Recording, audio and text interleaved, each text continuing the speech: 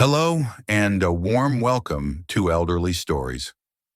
I'm your companion on this journey, exploring how we can embrace our later years with vitality and understanding. Today, let's delve into something seemingly simple, yet profoundly important: drinking water in the morning. We often hear it's a cornerstone of health, and fundamentally, that holds true. But, and this is crucial, could the way we drink that first glass of water be inadvertently causing harm, especially as we age? It sounds almost paradoxical, doesn't it? Water is life after all. But the reality is, our bodies aren't static. The physiological responses we have in our 60s, 70s, 80s, and beyond differ significantly from our younger decades. What felt perfectly fine then might not serve us optimally now. If this concept resonates or makes you think, perhaps give this video a like to let me know I'm not alone in exploring these nuances. This isn't a reflection of doing anything wrong. It's simply an acknowledgement that our bodies, with their wealth of experience, require a more attuned level of care. Our hearts, kidneys, digestive systems, they've carried us through life, and now they benefit from gentler transitions, especially upon waking. That first hour of the day is a delicate period. Hormones are recalibrating. Blood pressure is finding its daytime rhythm. Our internal organs are gradually resuming full activity. Handling this transition with awareness is key, because even something as fundamental as water, if consumed incorrectly, can disrupt this balance.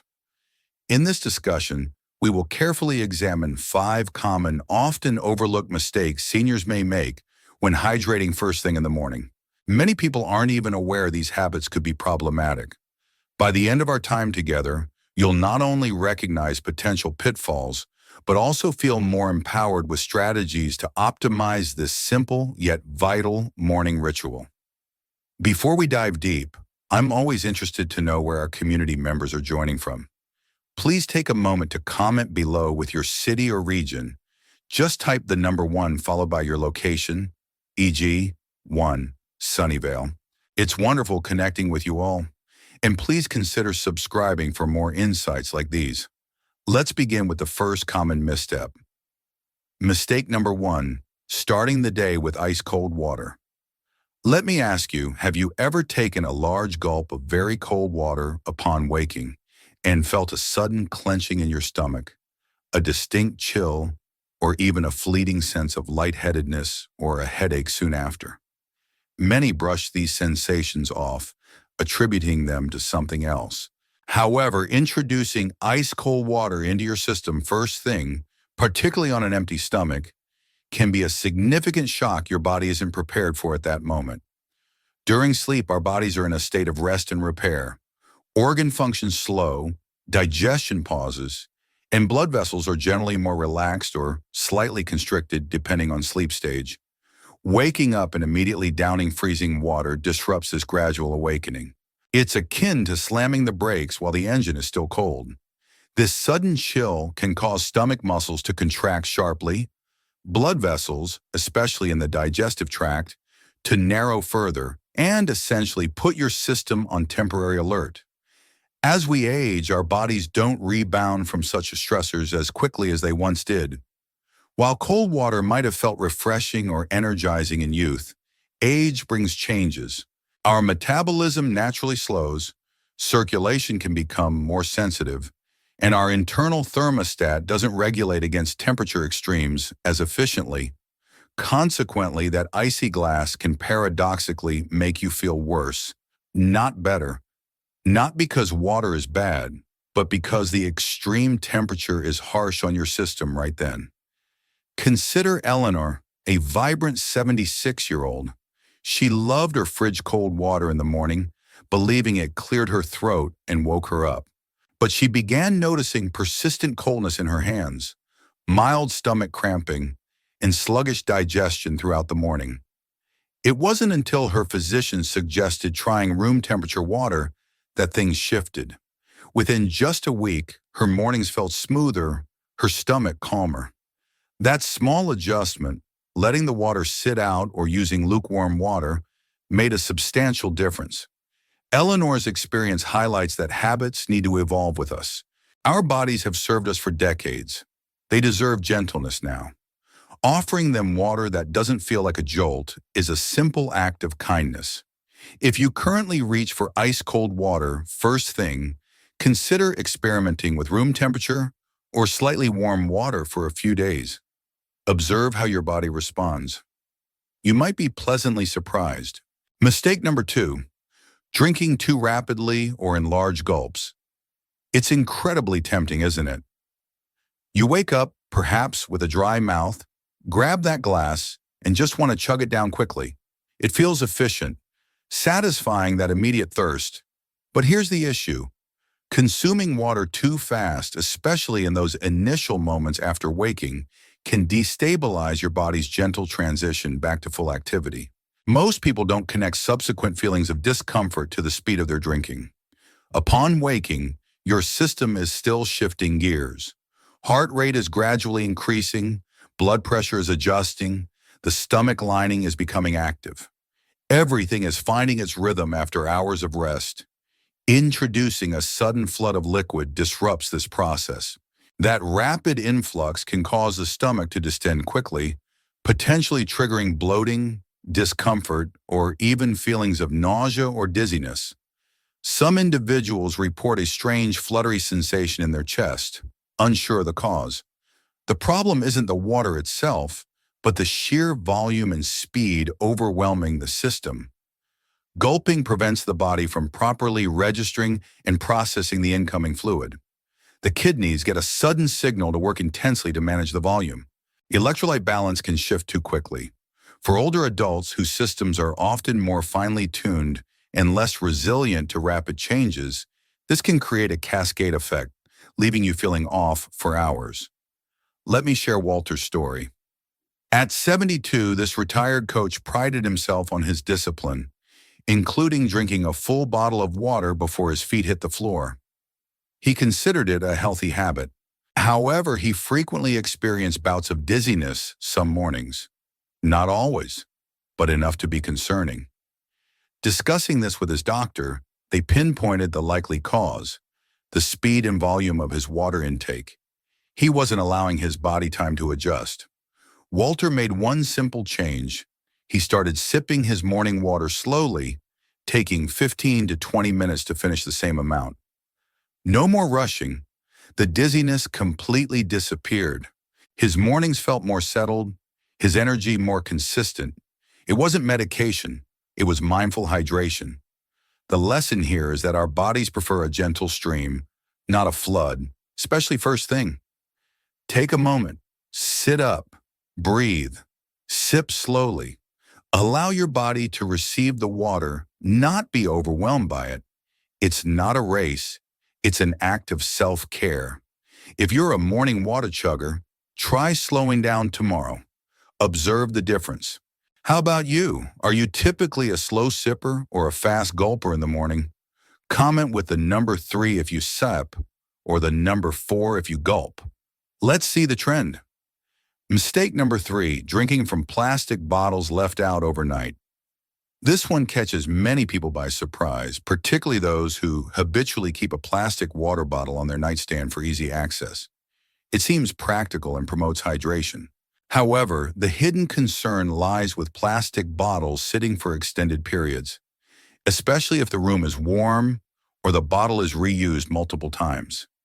Even if it looks like pure water, the plastic itself might be leaching substances into it over time.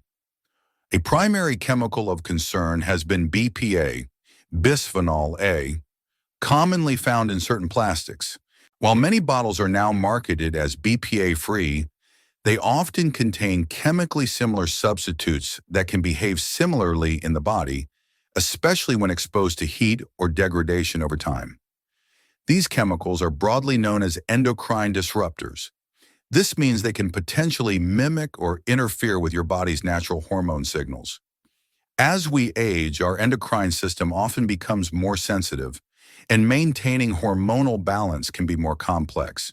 You might already be managing conditions related to thyroid function, blood pressure, or blood sugar. Introducing external chemical disruptors, even in small amounts regularly, can add an unnecessary burden to your body's regulatory systems. The effects might not be immediate or obvious, but over time, some individuals report vague symptoms like increased fatigue, mood fluctuations, unexplained bloating, or just feeling generally off without connecting it to their water bottle. Consider Stanley, 78. He was diligent about hydration, refilling the same plastic tap water bottle by his bed each night, a healthy routine seemingly. Yet after several months, he started experiencing more frequent headaches, digestive unease, and persistent tiredness despite adequate sleep. His diet hadn't changed, and medical checkups revealed nothing specific. A conversation with a nutritionist, however, raised suspicion about his plastic bottle, which sat near a warm bedside lamp and was constantly reused. Stanley switched to using a glass bottle, filling it with fresh water each morning. Within weeks, his headaches diminished significantly, his energy levels improved, and his digestion felt more settled. He felt more like himself again. The takeaway isn't that a single sip from a plastic bottle is acutely dangerous, but cumulative exposure, day after day, matters. Your liver, kidneys, and endocrine system have to process everything. For older adults, minimizing this chemical load is a sensible precaution. If you have a plastic bottle on your nightstand, consider upgrading to glass or stainless steel and prioritize filling it fresh each morning. It's a simple swap for greater peace of mind. Mistake number 4. Drinking water incorrectly with morning medications. Let's visualize a common morning scenario. Wake up, take prescribed medication with a glass of water, then proceed with your day. This sounds exactly right, following doctor's orders. However, the nuance often missed is the amount of water, the timing relative to the medication, and its interaction with food. These details can significantly affect both how well the medication works and how comfortable you feel. Here's the potential problem. Consuming a large volume of water very quickly on a completely empty stomach, immediately after swallowing certain pills, can sometimes trigger nausea, bloating, or heartburn. It might irritate the stomach lining or interfere with the initial stages of medication absorption. Conversely, if you take medication that's specifically meant to be absorbed on an empty stomach, but you wash it down with a large glass of water right before, or with a substantial breakfast, you might also hinder its effectiveness. Our digestive system, particularly in the morning, is in a state of gentle reactivation. Hormonal levels are shifting, stomach acidity is adjusting. Introducing medication followed immediately by a large fluid load can sometimes disrupt this process, making your system feel overwhelmed. Margaret, 80, had been on thyroid medication for years with the same routine. Pill, big glass of water, wait, then breakfast. Suddenly, she began experiencing persistent nausea. Her medication hadn't changed, nor had her diet. Blood work was normal. Her doctor finally inquired about her exact water-taking habit. They realized she was drinking too much water, too fast, immediately with the pill. Her stomach was reacting negatively. The adjustment was simple. Margaret started taking her pill with only a small sip of water, just enough to swallow it comfortably. Then she waited the recommended 45 to 60 minutes before eating breakfast and drinking more substantial amounts of water. The nausea vanished. Intriguingly, her follow-up thyroid levels were even better managed. This small change optimized medication efficacy and restored her morning comfort. The key message: pay close attention to your body's response after taking medication. If you consistently feel queasy, foggy, bloated, or generally uncomfortable shortly after your morning meds, don't automatically attribute it solely to the medication itself or just getting older. Discuss the specifics of your water intake, amount, timing relative to pills and food, with your doctor or pharmacist. Try smaller sips initially. Ensure adequate spacing before breakfast if required. Sometimes gentleness in the process is all that's needed. Does managing the timing of meds and water food ever feel confusing? Give this video a like if you find yourself double-checking instructions sometimes. Mistake number 5, skipping breakfast and relying solely on water. We're bombarded with health advice, and not all of it is universally applicable. You might encounter trends promoting morning fasting, suggesting just drinking water until later in the day. While certain fasting protocols might benefit some individuals under specific guidance, for many older adults, routinely skipping breakfast and starting the day only with water can subtly undermine health and well-being. Here's why that first meal often matters. When you wake up, your body has naturally been fasting overnight, typically 8 to 12 hours. Blood glucose levels are at their lowest point. Your brain, a highly energy-dependent organ, needs fuel to function clearly. Your muscles require nutrients to maintain strength and prevent breakdown. Drinking only water might feel adequate initially, providing hydration. But as the morning progresses without caloric intake, many seniors start experiencing symptoms like fatigue, shakiness, irritability, difficulty concentrating, or mental fog. They might blame stress or poor sleep, but often it's simply a lack of essential morning nourishment. Water rehydrates cells, which is vital, but it provides zero energy or macronutrients, protein, carbs, fats, needed for metabolic processes. If this water-only start is followed by caffeine, like coffee or tea, on an empty stomach, it can further stress the system, providing stimulation without foundational fuel. Over time, this pattern can make mornings feel increasingly challenging. Let me share Alice's experience. At 69, sharp and independent, she decided to simplify her mornings based on intermittent fasting articles she'd read. She stopped eating breakfast, consuming only water until lunchtime. Initially, she noticed slight weight loss and felt it was working. However, within a few months, her mood became noticeably lower. She experienced memory lapses, repeating herself without realizing it. Her concerned daughter encouraged a doctor's visit. Fortunately, there was no underlying medical issue. The diagnosis was straightforward. Alice wasn't getting sufficient fuel in the morning. Her brain was essentially running on empty. By simply reintroducing a small, balanced breakfast, nothing complicated, perhaps a boiled egg, a piece of whole grain toast, and some fruit, her energy levels rebounded. Her mental clarity returned, her mood brightened, and she felt significantly more like her usual self. That modest addition provided the essential energy her body and brain were craving. The crucial takeaway here is not to equate less with better when it comes to foundational morning nutrition. Water is an essential part of a healthy morning, but it doesn't replace the need for actual fuel. Your body requires energy to start the day effectively. Incorporating some protein for satiety and muscle support, fiber for digestion and stable energy release, and healthy carbohydrates provides that foundation. If you've been skipping breakfast believing it's beneficial, consider experimenting tomorrow. Add something simple, a small bowl of oatmeal, a handful of nuts with yogurt, even a nutrient-rich smoothie. Observe how you feel mid-morning. You might discover that giving your body the fuel it asks for leads to a much better day overall. One final question for our community. Are you generally a consistent breakfast eater? Please comment with the number 5 if yes, or the number 6 if you often skip it. Isn't it fascinating how something as routine as drinking water, a lifelong habit, requires renewed attention as we navigate our later years? It's not that water has changed, we have. Our bodies possess accumulated wisdom and sensitivity, prompting us to listen more intently than before. That's the essence of our conversation today. It's not intended to instill fear or impose rigid rules.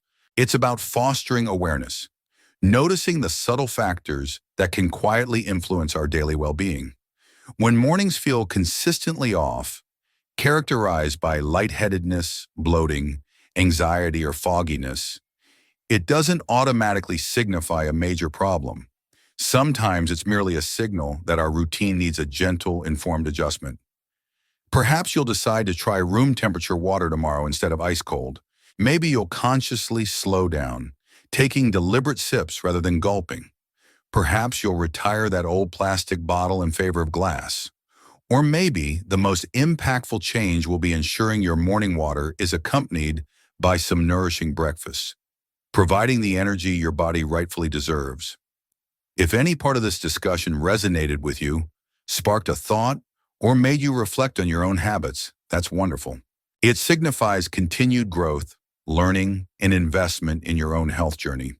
That proactive mindset is incredibly valuable. Thank you sincerely for investing your time with me today at Elderly Stories. I genuinely hope you'll consider trying one of these gentle adjustments and simply observe how your body feels. Trust its feedback. It often tells us what it needs.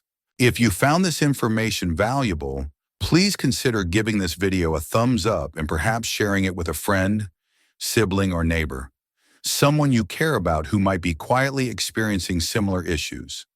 And if you appreciate these kinds of thoughtful, honest conversations about navigating health in our senior years, please click the subscribe button and the notification bell. That way, we can continue learning and supporting each other.